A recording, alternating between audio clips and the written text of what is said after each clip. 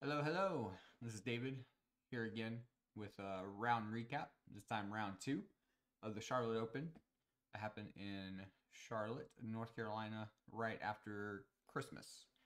So, after winning the first round, which I did not expect to do at all, and so now I come into round two, and I'm playing someone that I've played before a couple of times with a winning record against, and with the white pieces, so I feel pretty confident that I know what opening is going to be played, and we get into it. But something unique about this game that's never happened in any of my games before is there's 33 total moves for the game, and 24 of them are made with a knight from either player.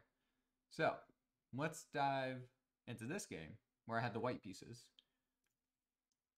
So I start with 1e4. I used to play 1d4 back when I first started playing chess, but I just never really liked the positions. I definitely like to get into tactical fights. And my opponent plays the Sicilian with 1c5. And so I am the Smith Morgan Gambit player now. I used to not um, like this opening, but yeah, I was convinced to try it out, and I've had pretty good results with it. So just standard opening moves here. Now my opponent plays this Bishop B4 line, which I've faced before against a stronger player. I think like 2000, 2100 rated at the U.S. Open, and I ended up drawing that game. But the difference was that Black's Knight wasn't here yet, and I missed the shot of Queen D4,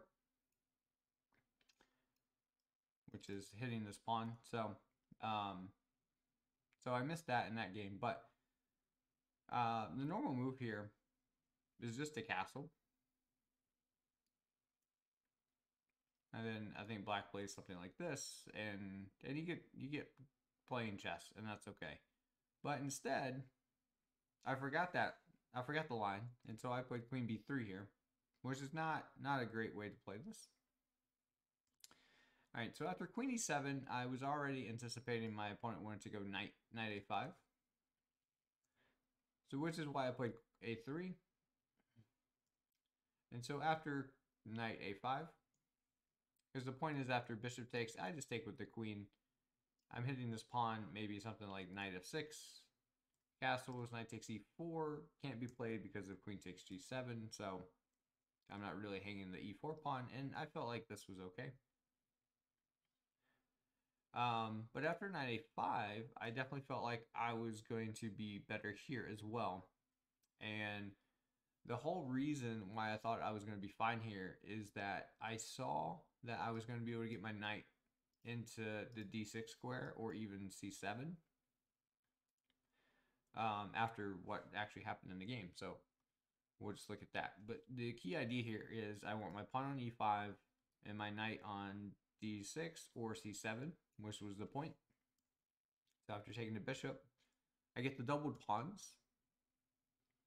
But this is where I knew I could kick the knight away, get my pawn to e5, continue to gain some space here, force the knight even further back, and now I was either going to get into c7 or I was going to get into d6. The knight covers c7, obviously, and I give check. So this was my idea actually when I played a5. If my opponent goes for knight a5. So all of this I had already looked at.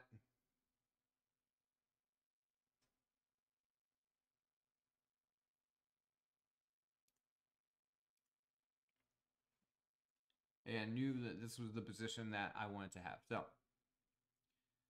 with a knight on d6, better development, and my opponent no longer able to castle, I was quite pleased with this position. Obviously, it's very hard for my opponent to get this bishop out. Even if you do something like this, the bishop can't come here because it's just trapped. It can't come to a6 because of the rook would take.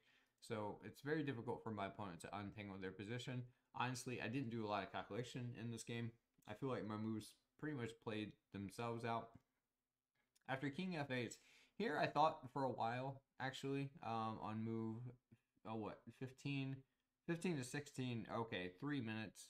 I wanted knight g5 to work, but after knight h6, I really, and b5, I just wasn't sure how to continue and improve the pieces. Maybe I would castle, maybe I would play king e2. I just wasn't sure what was happening here. I feel like black really just can't move, but I don't know how to really continue to push here. So I went for knight d4 instead, with the idea that maybe, my point being that if black were to take here, I wanted to go bishop a3. But my opponent has knight c2 if I went with knight g5. So let's just look at this. So if knight g5, my opponent could take here, and then I can't do this because I get forked. So this is another idea. Obviously it wouldn't happen in that order, but those are the ideas that that was the idea, really, the only thing that I was really nervous about. So that's why I went knight d4. That way, if my opponent does play here, I can play bishop a3, because then he doesn't have the knight fork on c2. So that was the idea. I figured my opponent would go knight g to e7. It's pretty much the only move in the position. And I just went b5, just stopping the knight from coming to c6. This pawn does a good job of keeping the knight from coming to f5. Yeah. So here, on move 17, my opponent took almost 30 minutes here. Had 91 minutes after playing knight g to e7. And to play this move, it had 67 minutes left. So almost 30 minutes to play this move. I mean, there's really, what was there to play? Honestly, I have no idea. Yeah.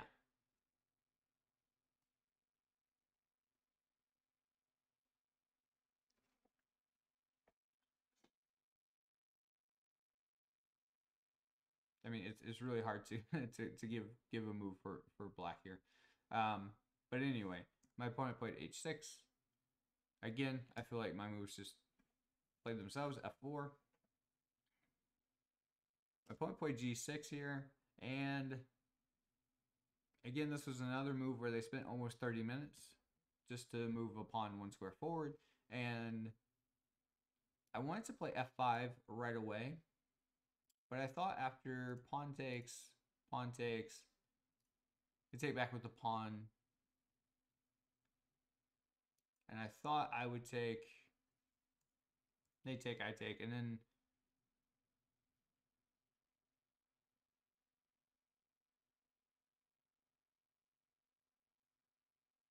I feel like I lost some of my advantage because d6 would be coming. They'd get their bishop out, and I just didn't like that.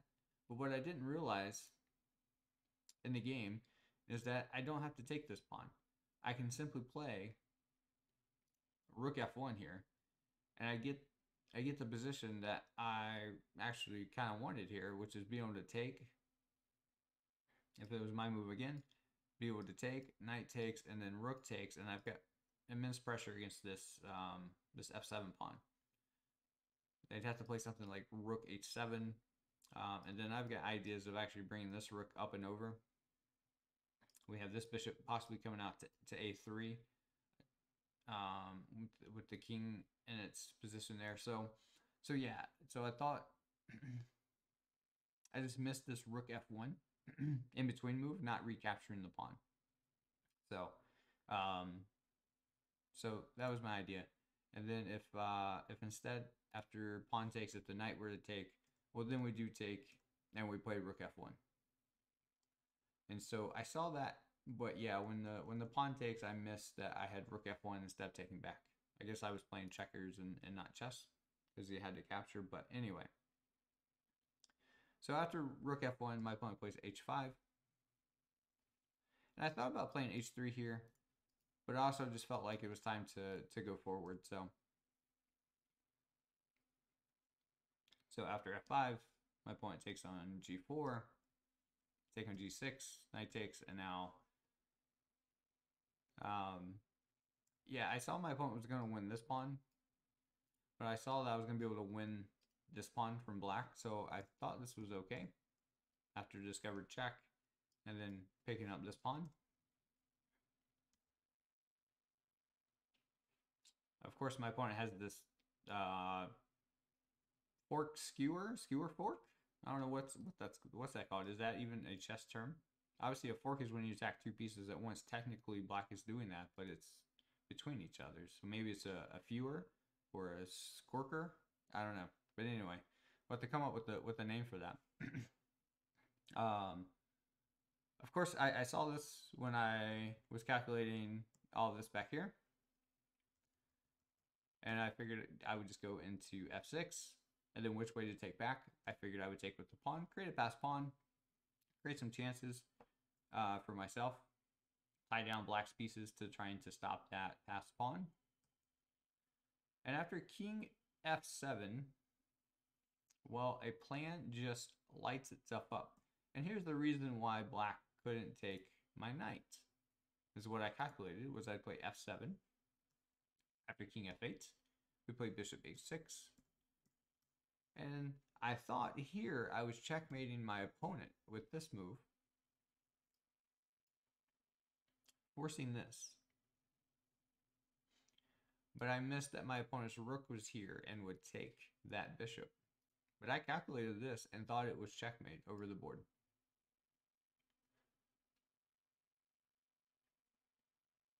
When I took this with the pawn, that's what I thought. When I was calculating from here, well, technically from here, I thought it was checkmate, but I missed.